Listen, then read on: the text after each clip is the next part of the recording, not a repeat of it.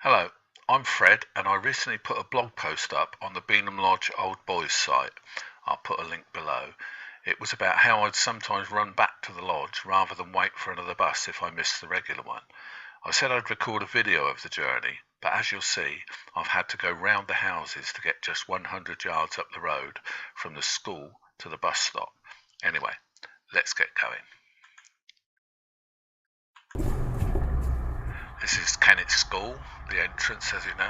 Now normally you would have to go left or right as you come out of the school, but now we've had to go left to go all around the houses just to get 100 yards up the road.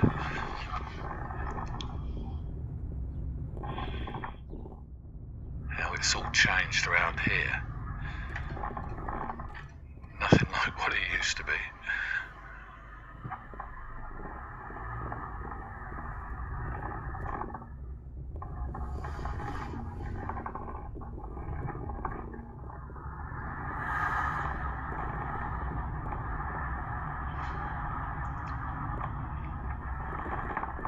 Yeah, the creaking is the holder that holds the camera. For some reason, they make it out of brittle plastic, which just keeps on rattling against the camera all the time.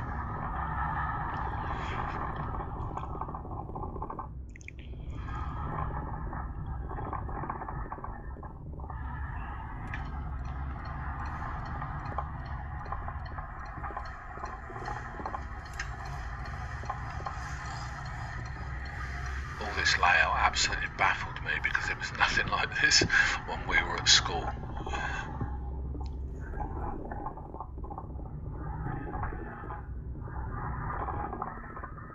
I suppose it's the same as everywhere. It's like in Reading where I live at the moment. If you lived there 30 years ago and you went to go back there now, you just wouldn't know where to begin. And I suppose it's the same with everywhere, really.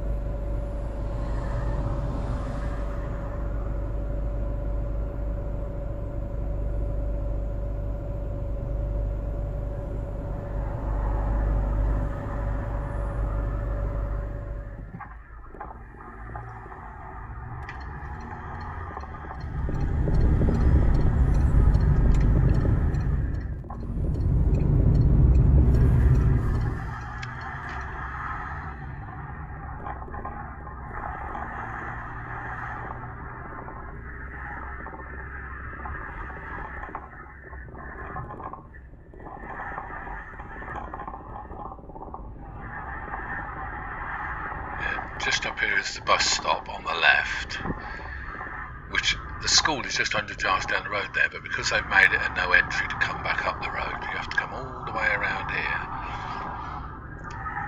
to go nowhere.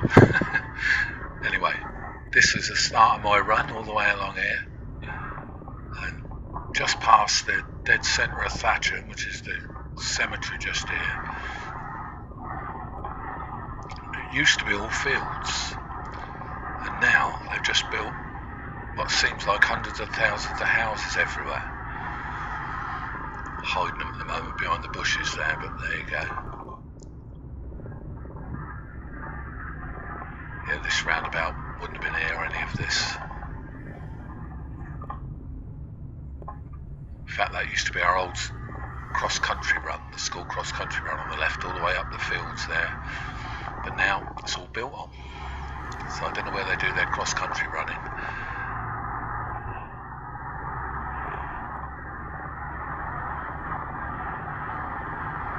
Yep, still running with a duffel bag on the back.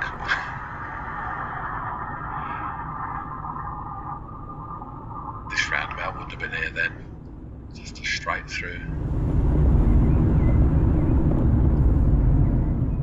All that was over there on the right was the Reed's paper mill, or fields as they like to call it.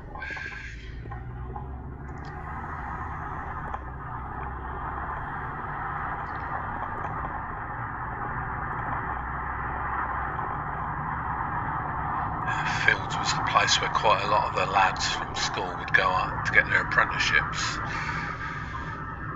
And AWE Aldermaston, that was another favourite.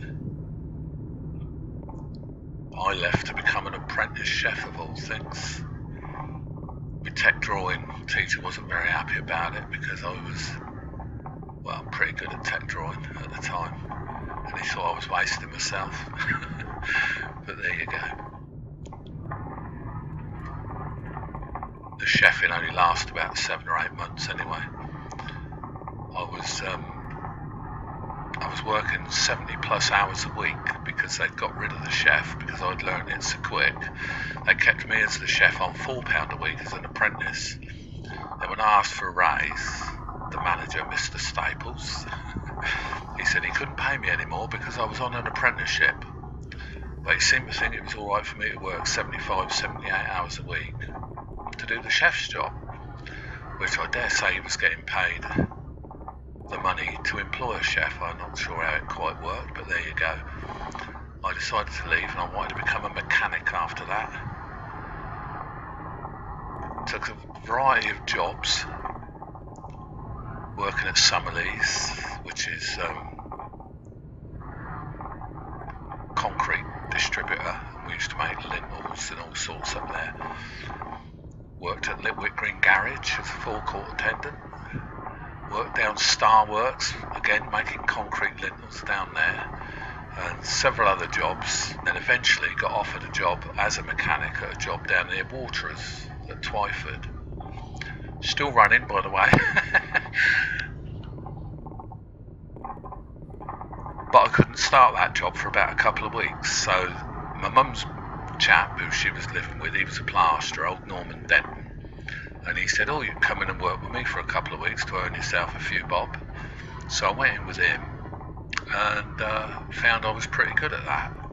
So stayed a plaster for the rest of my working life, basically. I had 1 year out when I went and worked on the council in 1972 because my brother was working on there and he was earning more money than I was earning at the time, so I thought I'll give that a go. Loved it, but the money didn't go up enough, so I had to leave it and go back to plastering again. And earned an absolute fortune at it in the 70s and 80s. But then the old health kicked in and had to give it up. I've worked now for over 10 years. And yeah. It would be nice to go back to it, but I don't think it's going to happen now. I'm, 66 now? So I'm now a retired old invalid. But I'm still running up the road here, don't worry about that. With my duffel bag on my back. And we're just coming up down into Woolhampton. I mean, I'm going to have to slow down a bit here because the worst speed camera in the world down here. You've got a downhill slope and you can't help yourself but roll past the speed camera going a bit too fast. And a friend of mine, a couple of years older than me, about 10 years ago, he came through here and he got done 3 times in 1 week by the same speed camera, and he's only doing a few miles over and lost his licence for 9 months. He had to pay some chap to drive him around the jobs. Disaster. But anyway, we're still running along the road here. None of this seems to have changed hardly at all, really. The garage up here on the left is all completely different.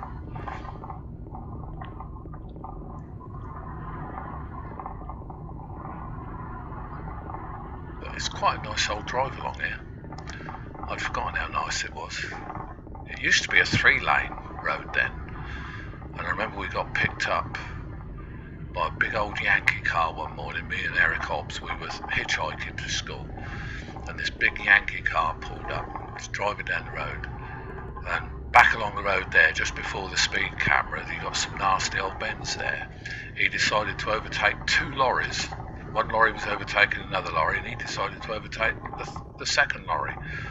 So we were nearly in the ditch on the other side of the road. Lucky nothing was coming the other way. And we got to school all right. But we got a good old telling off when we got back because someone reported seeing us getting into the car. And there you go. Anyway, just round here is a pub called The Rising Sun. And when I went into care, which was 1964, there was a record out by the Animals called House of the Rising Sun, and it just seemed so appropriate. It seemed like they'd written the song especially for me. And yeah, every time you hear it now, it just arcs back to that miserable old days when I was first in the homes. And just up here is where we turned left.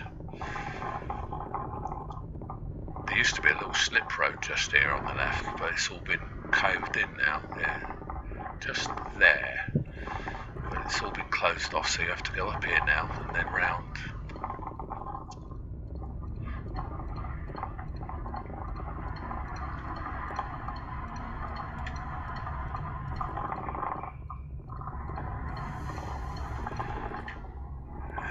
Just up here, there's some creepy old gates, or they seemed creepy old gates at the time. They don't now, obviously. But when you're young and you're coming up here in the pitch black, no lights anywhere, and you come across these gates, you're quite sure there's spooks and all sorts hiding in them. Just there. Lovely old gates, really, but at the time they didn't seem to be. This nice little windy little road still ain't changed at all, really.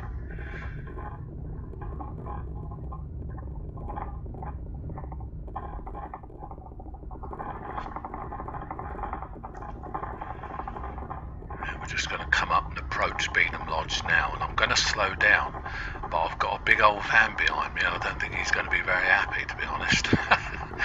But never mind, I'm sure he'll get over it. But yeah, there's the lodge sitting majestically at the top of the hill.